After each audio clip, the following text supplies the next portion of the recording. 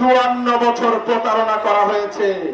5ই আগস্টের বিপ্লবের পরে এই বাংলাদেশের মানুষের চোখ খুলে গিয়েছে।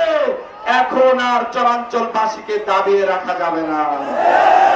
এখন দেখা যায় বিভিন্ন প্রার্থীরা, দেখেন আমি গত 1.5 বছরে প্রত্যেকটি ওয়ার্ডে অন্তত একবার হলেও গিয়েছি, প্রত্যেকটি ইউনিয়নে অন্তত দেখা যায় 20 বার 25 বার যাওয়ার চেষ্টা করেছি।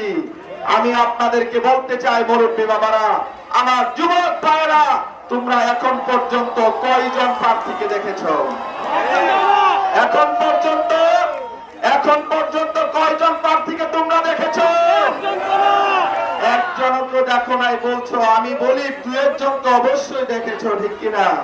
কিন্তু আমি বলতে চাই, যার সাথে তোমার কোনো কথা হয় নাই, যার সাথে তোমার কোনো দেখা হয় নাই, যে অতিথি পাখির মতো তোমার কাছে এসেছে একবার, ভোটের আগে তুমি চিনো না, জানো না সে চরাঞ্চলবাসীর জন্য কি করতে চায়, সেই স্বপ্নের কথাও জানো না, তাকে কি চরাঞ্চলবাসী ভোট দেবে?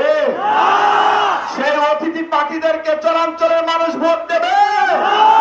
আবার আমরা অনেককে দেখি চরে অসংখ্য গাড়ি ঘোড়া নিয়ে শোডাউন করতে আসে, ঠিক কিনা বলে?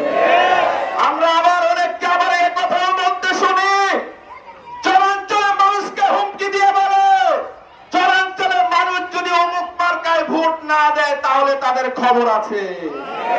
আমি তাদেরকে বলতে চাই, হুঁশিয়ার করে বলতে চাই, এবার আপনাদের খবর আছে। এতদিন আপনারা রায়পুরের মানুষের সাথে প্রতারণা করেছেন, এতদিন আপনারা চরাঞ্চলের মানুষের সাথে প্রতারণা করেছেন। এই প্রতারকদের জায়গা চরাঞ্চলে থাকবে না, থাকবে না। যারা প্রতারকদের সাথে কাজ করবে, যারা ইতিপূর্বে, আমি বলতে চাই, বিভিন্ন মার্কারা বাংলাদেশের রাষ্ট্র ক্ষমতায় ছিল না? ছিল। তারা থাকার পরও আমাদের উন্নয়ন করে নাই, ঠিক কিনা?